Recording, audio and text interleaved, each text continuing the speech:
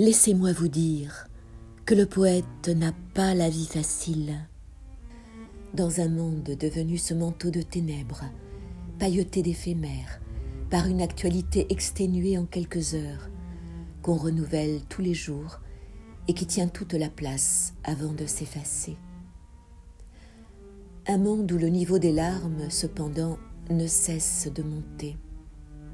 Un monde pilonné, trituré, sermonné de plus en plus sévèrement par le verbe surnaturel des catastrophes, couché sous le vent fort de ce langage, le plus clair et le plus nu de tous, dont les statisticiens s'emparent aussitôt pour le rendre inintelligible.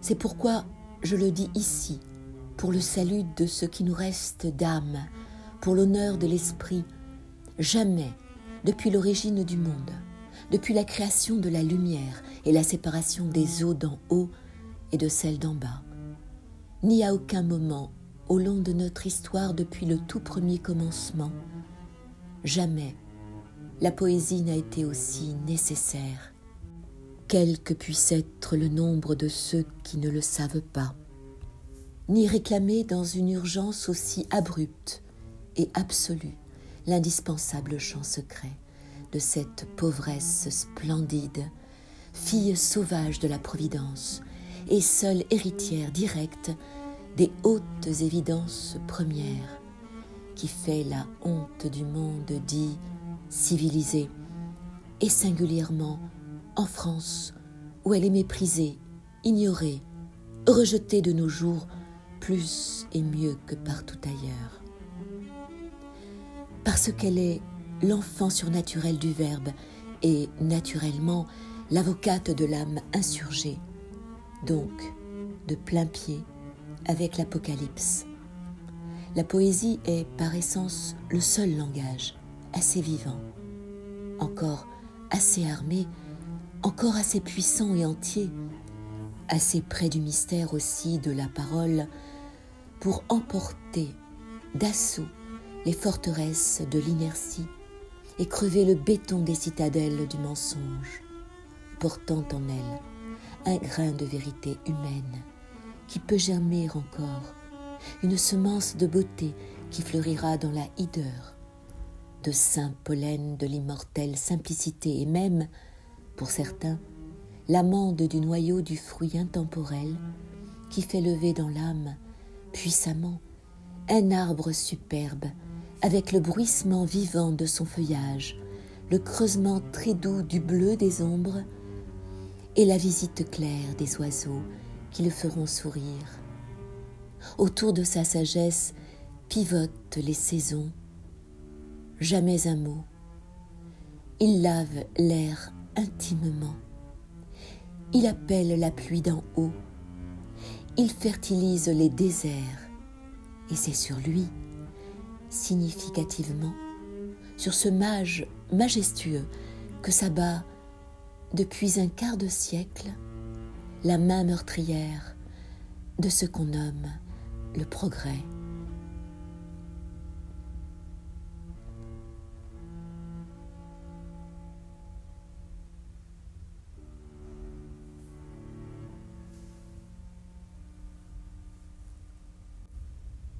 Le poète, je vous l'ai dit, n'a pas la vie facile dans ce monde, et ses besoins pour exister n'ont rien d'épisodique ou de professionnel.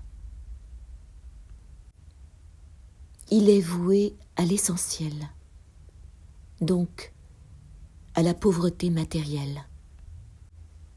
Une existence entière à préserver dans tous ses lieux, ouverte à ses passions, conquérant son intégrité. L'ampleur indispensable de l'espace et du temps, la solitude, le silence et la continuité. Les questions à se poser vraiment, la réponse à attendre de tout. Un travail où l'on entre une fois pour toutes pour ne plus le quitter, pour n'en jamais sortir avant qu'il soit fini, achevé. Un enrichissement profond qui rejette à mesure tout l'accessoire, tout le surplus intellectuel, la vanité, les pattes, l'encombrement de la mémoire et de tous les chemins d'accès, bref, ce qui n'est pas absolument la nourriture salutaire. Et le contrôle rigoureux, la vérification constante de tout cela sur tous les faits et gestes, à chaque instant de chaque jour.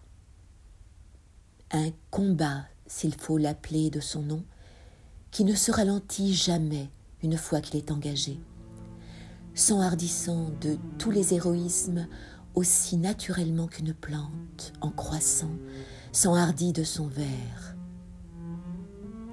Car la grandeur, lentement, sûrement accordée à un rythme cosmique, élargit peu à peu son air intérieur et le confort de son logement. Rien qu'une vie et rien qu'un lieu pour tout cela, c'est peu. Mais une fois chez elle et bien à l'aise, elle commence ses aménagements, ouvre l'œil à de nouveaux regards plus vifs, plus pénétrants, éteint les complaisances, ferme l'oreille au bruit satisfaisant de la musique et doucement, tendrement, l'habitue à l'écoute plus simple de l'ineffable, assouplit délicieusement les muscles orgueilleux de l'orgueilleuse intelligence pour l'exercer loin de ces jeux futiles aux pratiques du bond, du vol, de la plongée, afin de franchir l'apparence, de l'enjamber, de la tourner et de poursuivre par-delà sa chasse périlleuse et parfois bien heureuse de la réalité substantielle.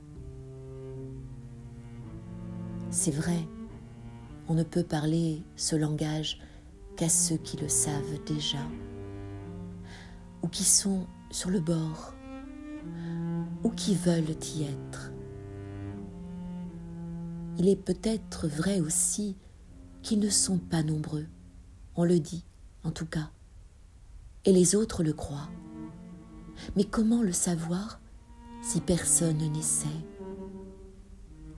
Et puis surtout, que nous importe à nous ?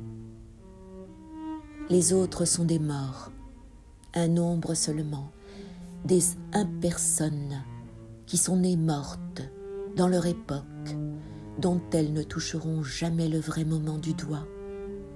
De mornes effigies qui se figurent, oh non pas être, cela se sent, mais avoir une vie parce qu'un temps les véhiculent et les agitent, parce qu'elles ont un matricule et connaissent le numéro d'impossibles médailles frappées sur une face à l'image de l'homme et sur l'autre de rien, façonnées de ce néant auquel elles appartiennent. La prolifération grouillante du non-être, un modelage de l'absence certifiée, copie conforme. Et parce qu'il est vrai que les institutions que les hommes se sont données jusqu'aux églises qu'ils se veulent à présent ne font toujours appel qu'au pire de nous-mêmes et jamais au meilleur, on comprend que l'humanité soit démoralisée et ne puisse jamais apprendre ce qu'elle vaut, tout près de quelle plénitude elle promène son vide, devant quelle félicité immensément impatiente elle accable son cœur d'ombres sordides et d'amertumes imbéciles, incapable dedans de s'inventer, incapable dehors de sentir son péril. Car la violence, évidemment, est le seul exutoire de ce mutisme intérieur. On ne devrait jamais l'oublier. La vie n'est pas un état, mais un risque, et qui s'ouvre toujours plus, grandiose, une conquête qui n'en finit pas, un voyage au sens où Schubert l'a certainement vécu, mais un voyage incertain et dur, à la mesure de ceux, et de ceux-là seuls, qui sont capables de marcher. Il vaut donc mieux, croyez-moi, ne pas trop se fier aux ruminants intellectuels qui vivent à la ferme, engrangeant le foin et la paille de leur savoir récolté. Les hommes de cabinet, laissez-moi vous le dire, ne font pas de bons compagnons de route. Vive les hommes de plein vent!